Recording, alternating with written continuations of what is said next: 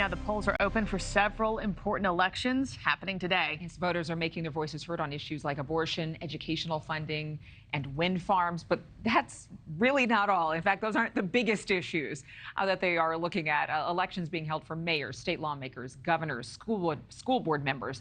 The outcomes of these off-year elections could be a major predictor of what will be the make or break issues for the 2024 presidential race. Xavier Walton with more on what we need to know. Xavier.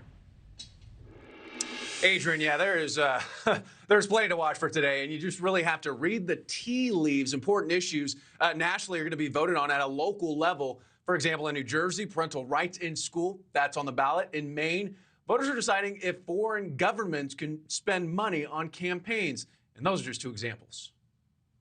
From Connecticut to California, elections nationwide taking place. And while voter turnout is expected to be low during this off-year election, I think the elections today are important because they'll serve as a litmus test to see where the voters stand at this particular junction as we lead towards 2024. In Kentucky, which is a predominantly red state, incumbent Democratic Governor Andy Beshear is in a close race against Republican State Attorney General Daniel Cameron. And in Mississippi, one candidate has a name many will recognize, and if he wins, it will be the first time in 2 decades that the state voted blue. Mississippi Democratic contender or nominee Brandon Presley, who is related to Elvis Presley. I think he's the second cousin of Elvis Presley.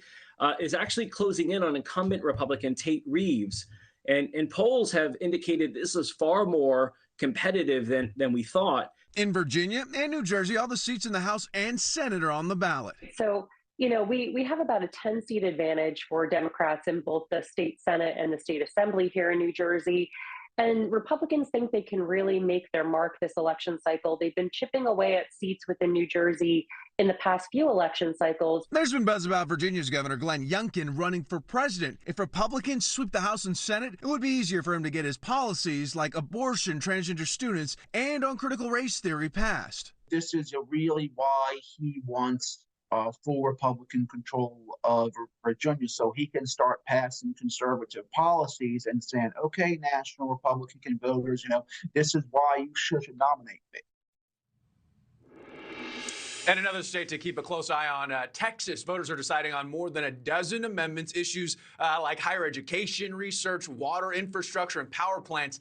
And I'm not sure races really get much deeper than this. A mother of one of the students killed in the Robb Elementary massacre is actually running for mayor of Uvalde. That's in Texas. And in Prosper, Texas, just north of Plano, there's a $2.8 billion bond measure on the ballot that includes, get this, Adrienne, a $94 million high school football field. That's a lot of money. That's a ton of money, but they invest into schools and stadiums in Texas quite a bit. Thank you, Xavier. Thank you for watching. Go to newsnationnow.com to find News Nation on your television provider. And don't forget to click the red subscribe button below to get more of News Nation's fact-driven, unbiased coverage.